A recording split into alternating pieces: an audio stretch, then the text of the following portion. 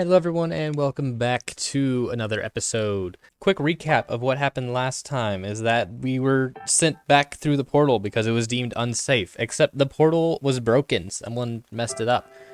And I believe that's where we which one did I save to? The 13th. I made my way back to the portal and arrived shortly after Bryce and Sebastian. Well, I confirm that it's not turning on. I told you that already. Just wanted to be sure. You really think it would still work with a chunk ripped out of it? Hey, I'm not an engineer. We don't know how the portal works, and it was worth another try. There you are, be awesome. What do you make of this? I'm afraid I don't know any more than you do. I'm not an engineer either. Actually, funny thing about that. Technically not yet, but in 3 semesters I will be. In that case, we should start thinking about the who and when. There are patrols assigned to the portal and surrounding area day and night. If someone tampered with the portal, they must have seen something. Today's day patrol didn't notice anything unusual, though. I guess she just missed the part about the portal being vandalized. It'd be easy to overlook. It's a small part of the machine, and it's not like she was expected to check every square inch of it with each lap around the area. What about the night patrol, then? When I went over the reports this morning, I noticed the night patrol hadn't handed theirs in yet. And who was patrolling last night? Let me think for a minute. The schedule always goes in a certain order, so last night would have been... Dang. What is it? Night patrol for last night would have been Maverick. I got wrapped up in all the recent chaos and forgot to find a replacement for him when we went on sick leave. Maybe Emerald was right to take me off the case. So there was no night guard here at all? That's right. Whoever it was had an easy time doing whatever they wanted. Could it have been Maverick? If he knew no one was going to be here, he could have used that knowledge to his advantage. He couldn't have known that I'd forget to find a replacement, though. I don't usually slip up like this. What about Reza? Why would he have done it? He'd be cutting off his only way out. No, he'd be doing something smart. If he has the part needed to get the portal working again, he's in control of who gets to use it. He's cutting off our ability to communicate with mankind. We wouldn't be able to inform them of Reza's actions. Maybe we shouldn't have kept the investigation secret for this long. If your theory is true, that would be proof that Reza's actions are his own, not humanity's. Hey, I already trust you on that. I mean, I know, but like, now everyone else can trust me. Or it's a stunt to grant humanity plausible deniability. Hey, Sebastian, I thought you were on my side here. No way. Things are too dire for the humans to take such extraordinary risk, especially for that. I'm sure that wouldn't be the only reason they'd benefit, though. There must be something we're not aware of. Maybe we're looking at this from the wrong angle. If no one was here to guard the portal, anyone could have broken it. It doesn't necessarily have to have anything to do with Reza or Maverick. But they still have the greatest motives. Sure, but they definitely aren't the only ones to have one. There could be private groups who are interested in technology or its significance as a human artifact. So that puts us exactly nowhere. At least as far as speculation is concerned.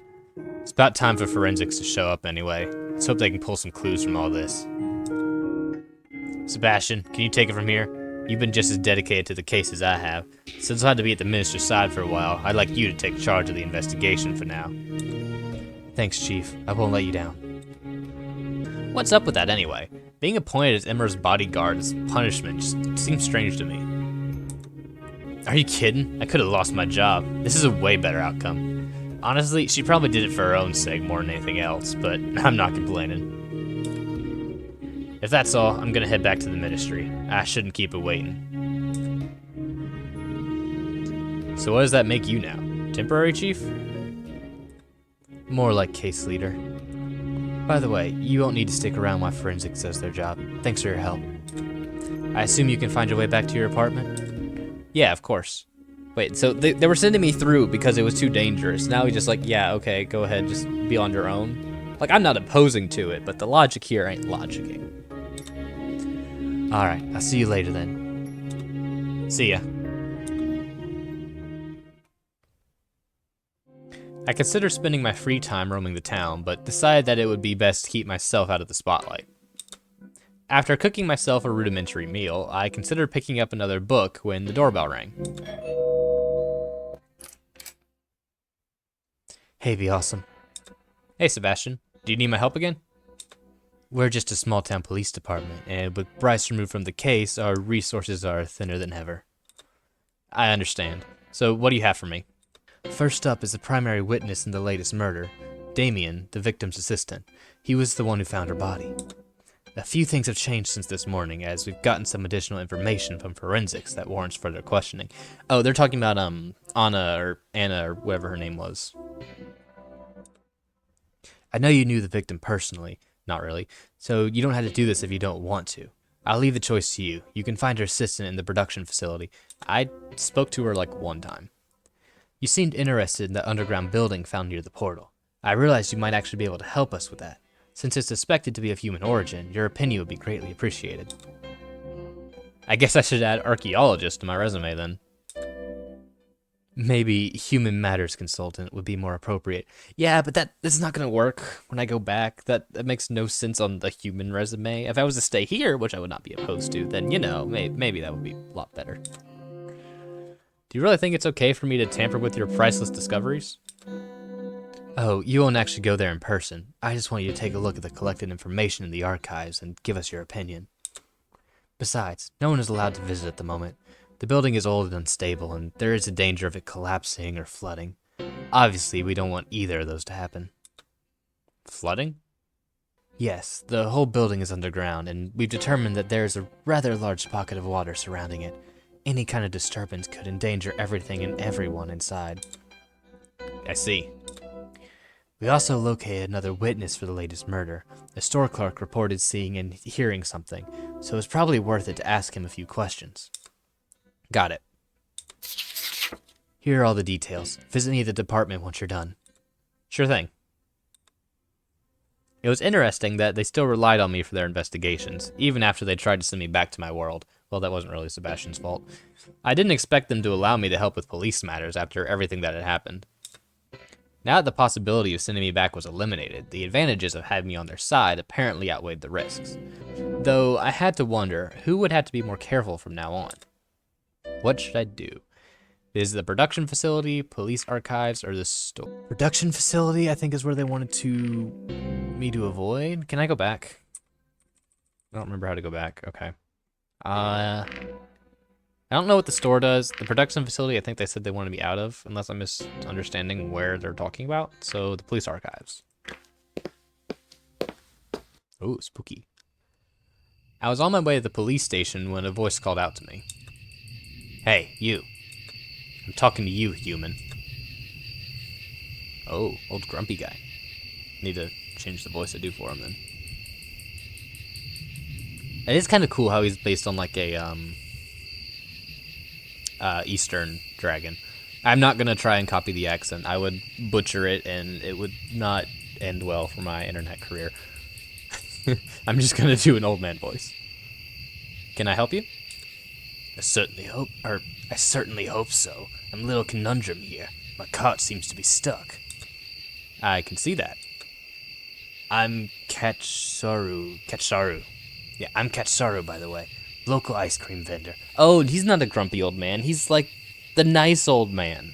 Okay, I'm still keeping the voice, but be awesome. You've probably heard of me by now. Don't say that. That's so self-absorbent. Of course. In any case, do you think you can spare some time to help me out? Might take a while, though, so I hope you're not in a rush. Sure, I'll help. Thank you. Now, I already tried pulling it out, but I think the axle is gonna break if I try to do that again.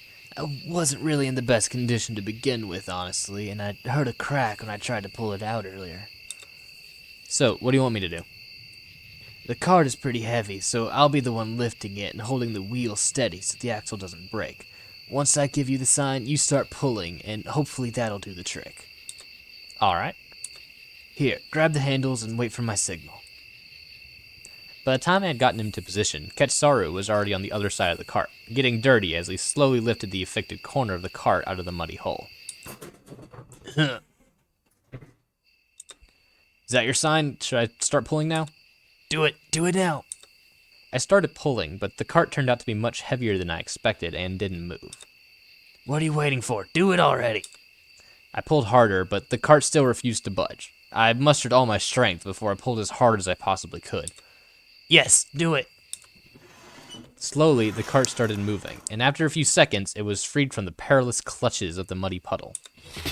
With a dull thud, the dragon set the cart down again before he flopped on the ground, exhausted. Hey, we did it. Yeah, good job. Do you want me to call you some help? No, I just need some rest. And maybe some ice cream. Yes, I'll have some ice cream, and I'll be better in no time. That must be some pretty good ice cream. Oh, you have no idea. You must have already heard people talking about my wonderful, unique ice cream experience. Actually, not really. Ah, where are my manners? I haven't even properly thanked you yet. It's no problem. No, I insist. I won't be indebted to you for helping me. What are you planning? You are hereby invited to join me for ice cream. As an ambassador, you owe it to yourself and humanity to try it. Maybe I do. Well, I must get going for now. Here's my number. I'll get you that ice cream some other time. Thanks. Yeah, I got an achievement for helping catch Saru. Still don't know if I'm pronouncing that name right. Before deciding my next move, I returned to my apartment for a moment of rest. A small piece of paper had been slipped under my door while I was gone. Don't go to the portal was all it said. I considered the possibility of a hidden message, but that was unlikely. The statement was blunt and quickly scrawled. Someone clearly didn't want me to go to the portal, but why would I go there in the first place? As it was out of order right now, such an action would serve no purpose. I looked outside the window at the portal's faint silhouette in the distance. The paper rustled between my fingers as I fidgeted with it, wondering about the message's sender and significance. My train of thought was violently interrupted by a sharp burst of gunfire echoing from the portal. I had to think fast. The gunshots ensured Rez's involvement. He was at the portal. The question was, why? If this was his attempt to flee back to the human world, he would receive a rather unpleasant surprise in the moment he would try to use it. Or maybe Sebastian's theory was correct, and Reza held the part needed to repair the portal, in which case his escape would be imminent. The gunshots themselves were another question. Was someone trying to stop him? The police patrol may have seen him, and he may have been taken by surprise. This could be another murder in progress. But all of his murders were committed with a sharp weapon before now, not a gun. He didn't want to be heard. Besides, it was only early evening, and the town was still bustling. If Reza wanted to stay hidden, he was doing a rather poor job at it. Of course, there was also the possibility that he wanted to be heard, but who would he want to attract? The police? Maverick? It could easily be a trap for those hunting him, and that technically included me, though I wasn't sure if he knew of my involvement in the investigation. It was also a very real possibility that he knew my apartment was close enough to the portal to hear a gunshot. Could it be a signal for me? Regardless, the words I held in my hand were unmistakable. Don't go to the portal. What should I do? Stay inside and call the police? Go to the portal. Ooh. You know, this would be the sensible thing to do, but I don't think we'll have enough time. By the time I call them, they won't get there. If I just run up there, I'm gonna get framed again. Yeah, I'm gonna get framed again, and the tensions are already high enough. I need to play this carefully. As much as I want to go to the portal, I feel like it's a good trap. It has to be a trap. Like he said, the noise means they want to be found. So I think calling the police would be the best option, even if it is a bit complacent here. Ultimately, I trust the mysterious I'm not trusting the message. I just want backup. Remy's list of phone numbers, given to me when he brought me to his apartment in the first place, proved to be a valuable tool. I dialed the emergency line and was greeted by a calm voice asking me about my emergency. The gravity of the situation was understood, and I was advised to stay inside until further notice. A team was dispatched to deal with the situation while I waited. From my window, I tried to catch a glimpse of what was going on at the portal, but I couldn't see much. The dark of night was fast approaching. About an hour later, I was informed the team had searched the perimeter, though no trace of Reza was found. I was given the go-ahead to continue with my investigation, but I was free to stay where I was if I felt unsafe. Got some more time left. Okay. Maybe the wrong move. Maybe I should have just gone to the portal. I feel like we missed a clue. Dang it. It's fine. I can still I'll still continue my original mission. I'm not going to wait it out. I'll go to the police archives. I don't know why I keep saying to visit the store. Like, this has been an option so many times, and I don't know why.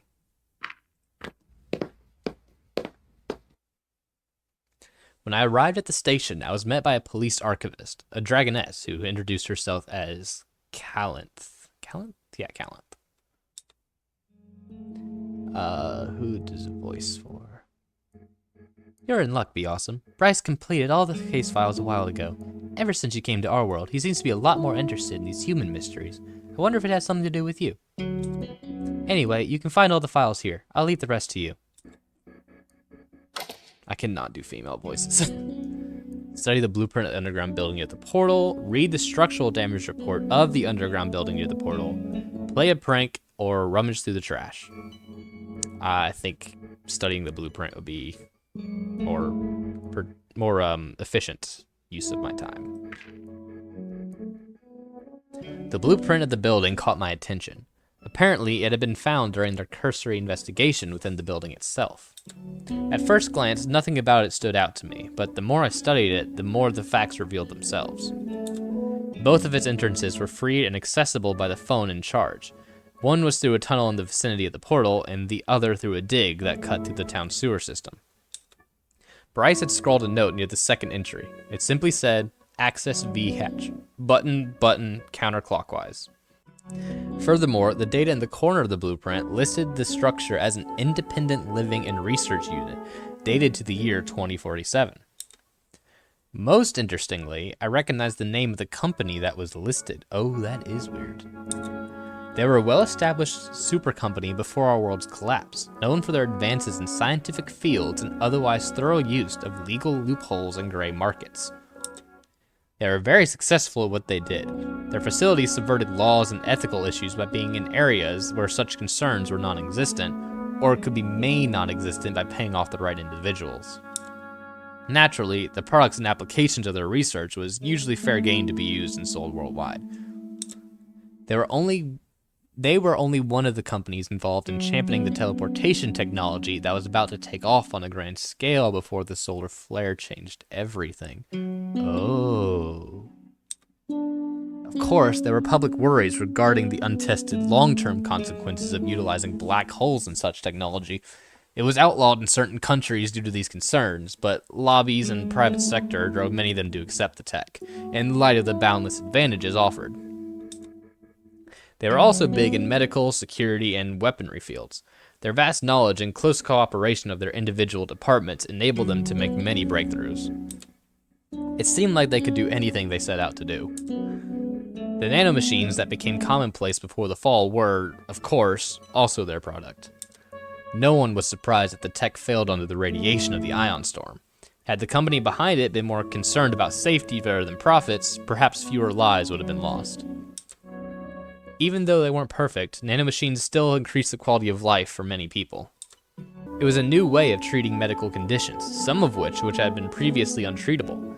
They were also widely used for their performance-enhancing properties, for both day-to-day activities and to assist with dangerous jobs.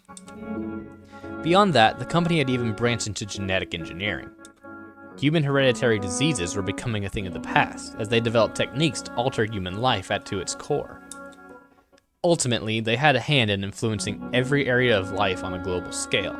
It was unknown who was truly calling the shots, as their network of companies and names was vast.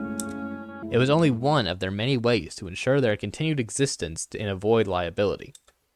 Where they had been outlawed or their operations shut down, new companies with suspiciously similar products appeared practically overnight. However, no matter how big their empire was and how well they skirted the lines, they ultimately collapsed, just like the rest of the world.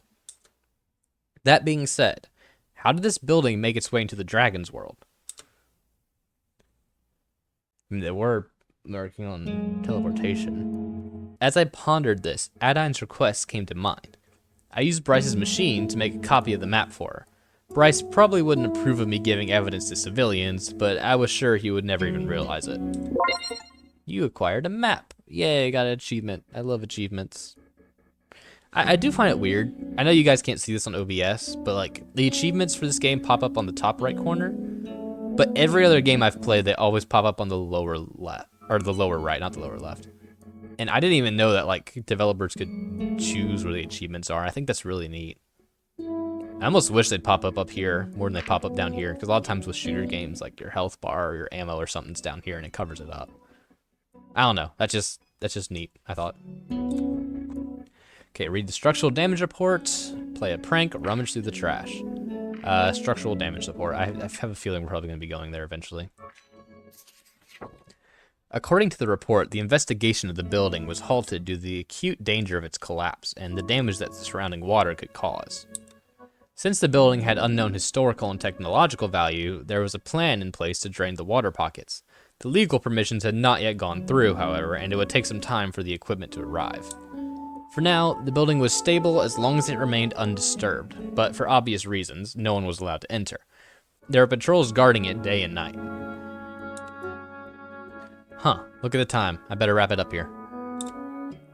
Aw, I wanted to play a prank, though. Phew, it's getting late. I better head to the police station now. I just came from there! What? Do I have everything? Alright, let's see what Sebastian will say to this. But I just came from there. It's the same backdrop. Oy. There you are, be awesome. Seems to me like you've taken liking to Bryce's chair. Maybe. I could get used to this. Don't tell Bryce, though. By the way, good job calling the police when you heard Reza. It's too bad he got away again, but maybe a witness will come forward and we'll find out what happened. Who was he shooting at? Hold on, if they didn't find anything, that means they didn't find a body or blood. Was he just shooting into the air? What? Huh. Now, let's take a look at what you've got for me. What you've learned about the map is fascinating, if not a little unsettling. While it's good to have confirmed its origin, to know it came from your world is something else. It raises more questions than it answers. How could something like a whole building end up in our world? It's a mystery that needs to be answered. Not bad, Be Awesome. Not bad at all. Thanks for your help. I do what I can. I know, and your help is greatly appreciated, believe me. Especially since we're so short on staff right now. That will be all for today. I'll contact you if we need anything. Of course. See you next time. See ya.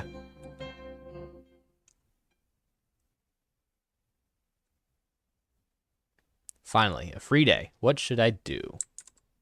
Meet with Remy, Lorem, Brass... Brass?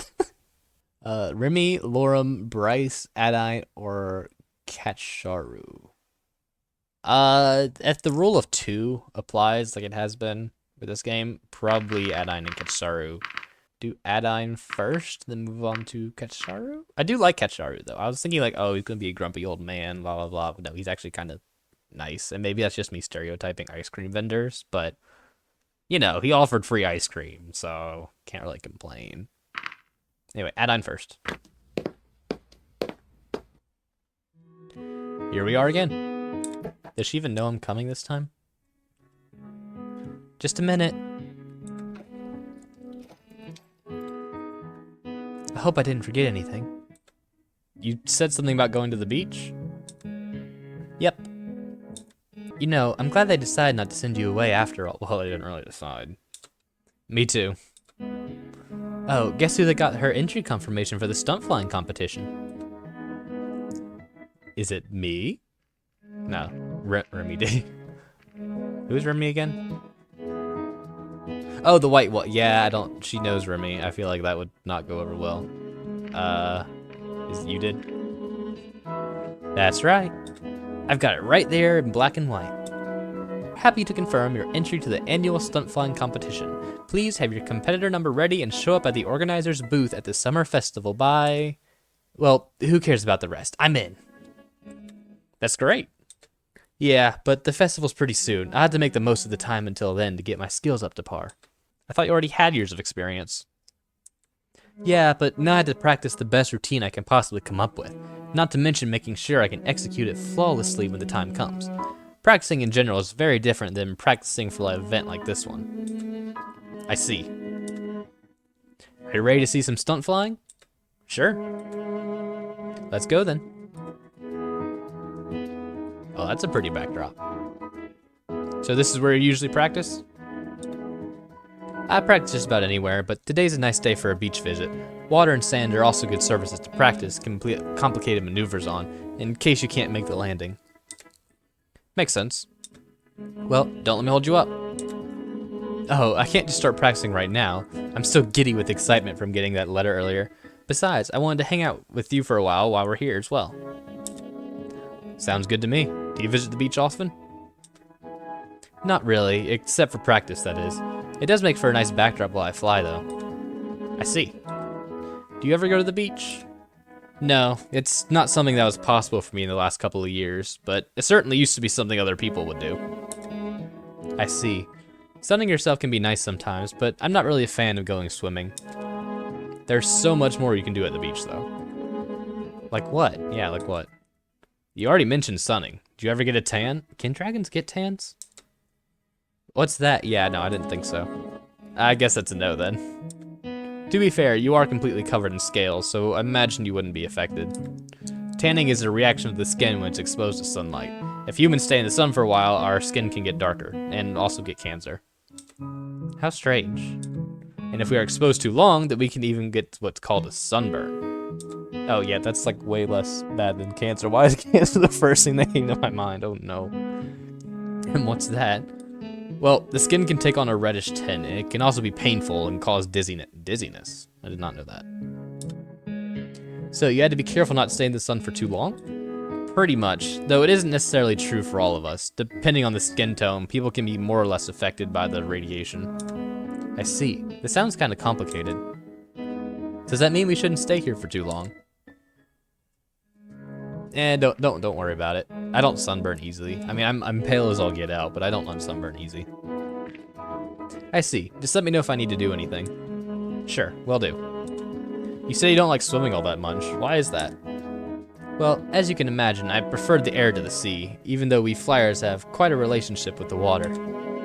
What kind of relationship are we talking about? We use it to hunt. Ah, so you go fishing, but can't swim all that well. Pretty much. We can do enough to safely hunt and paddle on the surface, but that's about it. If we actually want to go swimming, it's recommended we wear a life vest. Is it that bad? Our wings are made for flying, not for swimming. The movements are rather different. With some training, we can learn to swim better, but it still literally wouldn't be effective. Gotcha. And besides, who would choose to learn to swim if we already have the air to ourselves? Flying is just your thing, I guess. Pretty much. You made it sound as if beaches are a pretty important thing for humans. What did I say that made it sound like that? I wouldn't say important. Rather, it's a unique way for people to spend time. It was often done as a leisure activity or a way to spend holiday vacations. That sounds pretty important to me. What else do you do at the beach? Let me think. I got an idea and started looking for something in the sand on the ground. With a bit of digging, I found a flat, smooth stone and showed it to her. Do you have any idea what I'm going to do with this? Not really. Let me show you something. I went to the edge of the water, followed closely by Adon. You can't skip stones. There's too many waves. You need a lake for that. Now, watch this. I extended my arm with the best technique I could muster before I threw the stone toward the water. Spinning in the air, the stone bounced on the water's surface a few times before it sunk into the sea. What was that? Stone skipping. Never heard of it? No, how'd you do that? I can show you. I looked around for another suitable stone and soon found one near the edge of the water. Let's start with the stone. Ideally, you want one that has a big surface area, but is as flat as possible.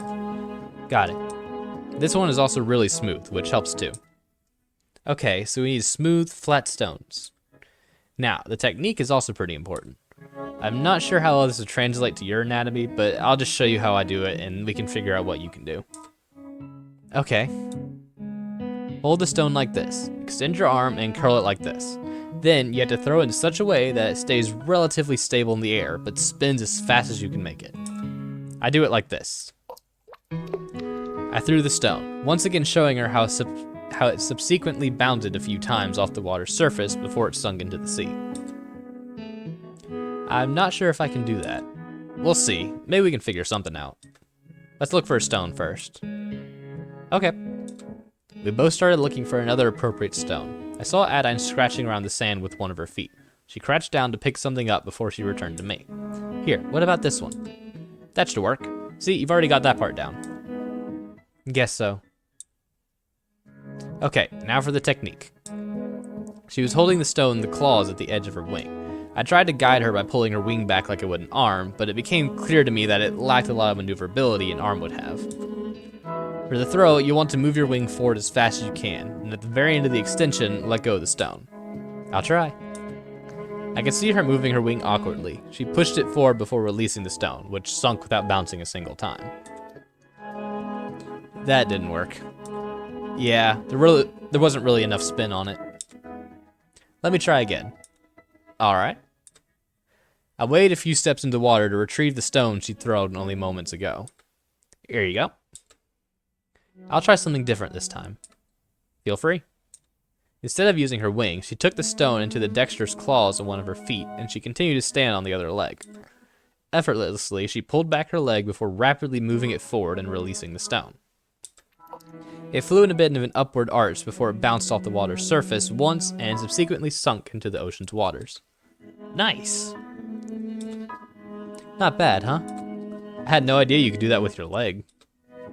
Actually, our legs are what we mainly use to grab things. It only gets complicated if I'm supposed to be moving at the same time, like when I'm waiting in the cafe. Interesting.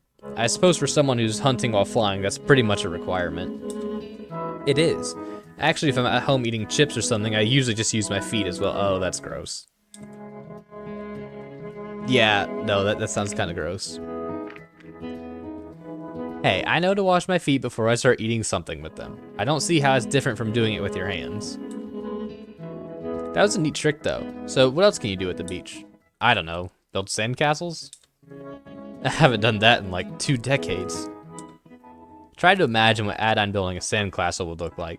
Based on what I knew now, she probably wouldn't be using her wings. Would you believe me if I told you we used to have contests for building sandcastles back home? Really? Yeah, people would build huge, detailed sculptures that would be taller than both of us, just with sand. Oh wow, that sounds hard though. It is. I can't even build a regular sandcastle. They just turn into like piles of mud. To me, it seems a bit of a shame to build a big, elaborate sculptures out of something like sand that clearly won't last. I mean, if you're gonna spend so much time on it, why not create something that will stay? That is the point of the contests, yeah. But I do agree. But also, yeah, I mean, I understand, like, as an art form, it makes sense, because that's kind of like the point, but I do kind of agree, like, it's not something I'd bother to learn because of that. I agree. All that effort will only be swept away by the tide or worn down by the weather seems wasteful. It's kind of sad if you think about it. I guess we won't be building any sandcastles then. I'm in the mood for a snack. Should I get something for you as well? Yes please. Alright. You can watch me if you'd like. Maybe you can learn a thing or two from it. Watch you for doing what? You want me to teach? Oh, you want to teach me how to fish. Gotcha. That makes more sense. Sure, since you taught me what was it called again? Stone skipping. Right, since you taught me the stone skipping, I can show you how to fish. Okay. We actually have 2 very different ways of doing it. There's hunting and angling. Personally, I prefer hunting though. I can see why. Let me demonstrate. She took a few steps back, then started running towards the edge of the sea, rapidly flapping her wings. She dumped into the air at the last second, taking off and flying around the area. I could see her staring at the sea intently, circling a few times before descending towards the water's surface, claws extended. When she got close enough, her claws suddenly sunk into the water, only to reappear with a fish in their grasp. Afterwards, she returned and landed near me. Did you see that? Yeah, but I think my distinct lack of wings would probably prevent me from doing the same thing. You don't have to do exactly the same thing. In the end, I'm just grabbing them right out of the sea. You could do that. I'm not so sure about that. I bet it's a lot easier with your claws. Fish can be pretty slippery. I guess you have a point. Well, there's still the other method. Angling. Yep, angling. See my tail? She showed me her tail. At its end, there was a fork in it. With its distinct shape, size, and color, it reminded me a lot of a banana. What about it? This is the bait. She sat down near the edge of the water, letting her tail hang down into it. This can take a while sometimes, but there are techniques which can speed up the process. The right amount of movements attracts different kinds of fish. That way we can even choose what we're going to get. And that works? Yeah, not all the time, but often enough. Interesting. There are even groups that exchange tips and such for angling this way. Suddenly, I saw her whip her tail upwards, which caused the fish to be launched towards the beach where it landed on the ground with an audible thud. There you go. That didn't take too long. It can be very hit and miss. I just got lucky this time, and it's not even the kind of fish I really wanted. I guess that's why you prefer hunting. Yep, and you also don't get the nibble scars on your tail where the fish bite you. I see. Though, I suppose angling is also going to be hard for you without a forked tail like we have. Well, just fishing pole. Actually, we have fishing rods for that where I come from. What's that? The principle is very similar. Basically, it's a long stick that we hold over the water. A line connected to it has a bait and hook at the end to catch the fish. When the fish bites the hook, we can reel in the line to get the fish to us. So you're using a tool to do a very similar thing. Basically, yeah. Sometimes we also use fishing nets. Oh, some of us do that as well. Not my kind, but usually it's those who either work for a fishing company or sell seafood on the market. I imagine someone like you doesn't have to buy their fish on the market, though. True, but sometimes it's easier to just get them there to get what I want to, instead of coming all the way here. I see. Speaking of which, let me get a few more for later. Feel free. Once more, Adine took to the sky to hunt for fish. While it was interesting to watch her for a bit, she kept hunting for a while, and I started passing the time by collecting some seashells. Phew, that could last me for a while. Oh, what are those? Seashells? Well, this is rude, because, we came here because she wanted to show off. And we have seashells back home, so sure, they're for you. For me? What for? Well, you could decorate your apartment with them or something. I see. Maybe I should ask you to clarify this, but does it have any particular significance for humans? Not really, it's just a gift. Oh, okay. Well, thank you, Be Awesome. All that hunting was a good warm-up. I feel about ready to start with the practice now. Go ahead, I'll watch from here. Actually, now to be part of official competition, I need a fancy stage name. Oh no, you have something in mind? Not really. Have you got any ideas? Freefall, Lightning, Meowing, Angel, Stormhawk, Custom. Huh. Banana, no. It's just a thing from her tail and the color yellow. I guess Freefall sounds pretty cool. Although hopefully she does more flying than falling. Freefall. Actually, that sounds pretty nice. Do you mind if I go with that? Not at all. Freefall it is then. Alright, are you ready to see some aerobatics? I certainly hope so. I'll start off with a few easy moves. Stage is yours, Freefall. Thanks. Oh, that's so cheesy. Oh. Effortlessly, she took to the skies, circling around the area a few times before she started to do a few maneuvers.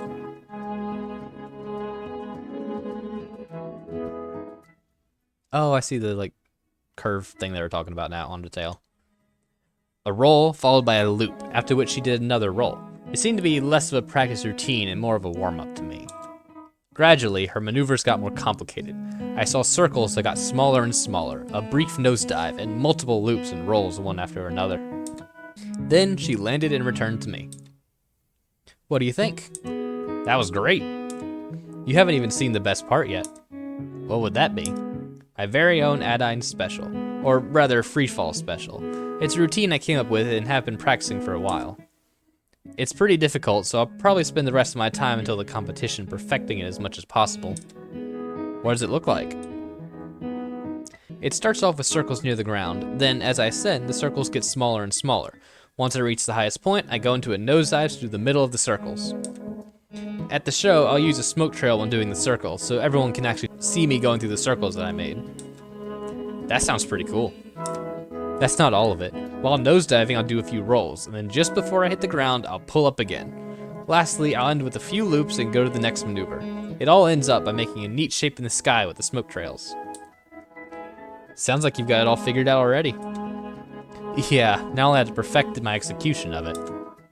Don't let me hold you up. Alright, here we go. With determination in her eye, she took to the skies once more. When she reached a certain height, she slowly descended again until she was close to the water's surface. Then she started making her circles, slowly ascending as the circles gradually got smaller and smaller. Once her circles became as small as possible, she suddenly turned herself around and went into a nosedive. Her speed quickly increased while she moved towards the water. Then she did a roll, and another, followed by a third. Dangerously close to the water's surface, she suddenly pulled up, but as she did so, one of her feet went below the surface, where it apparently caught onto something, causing her to spin out of control. I saw her feeble attempt to regain control as she barely managed to steady herself enough times to get back to the beach. She made a rough landing, rolling on the ground a few times after colliding with the sand. Adine, are you alright? Well, that wasn't supposed to happen. It looked pretty impressive until the landing. Ouch, my wing hurts. Let me take a look. Can you move it? A bit, but it really starts to hurt if I go farther than this. At least it doesn't seem to be broken. Yeah, I guess it's a sprain. Happens all the time. Really? Well, not all the time, but it happens. What about the competition? The injury is going to put a serious damper on my practice schedule, but I'm not giving up anytime soon. I guess practice is over for today, at the very least.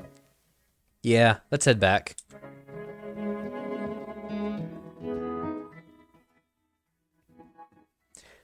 I should have some bandages in the cabinet over there. I'll get them for you. What now? Would you do me the honors? Of course. Where should I start? I think it's this joint right here. Yep, definitely. Okay, let me try to get this right. Here, that should do it. How's it feel? Much better. Maybe with this I can even start practicing it again in a day or two. Just be safe. Of course. Well, thanks for the help with the bandage, and sorry about cutting practice short today. I guess you didn't get to see any proper aerobatics after all. It's no big deal. Your health is more important. Thanks for coming at any rate. You're welcome. I guess I'll leave you to recuperate now, and maybe I'll see you next time. Sure thing. Bye.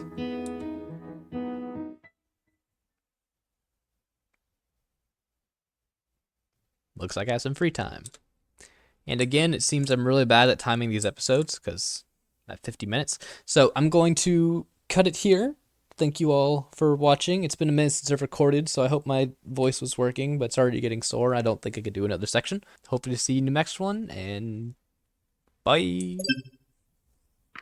That was the weakest outro I've ever done. That was terrible. I should do another recording of it, but like, I'm not gonna. I'm just gonna hit quit. Yep, just like that.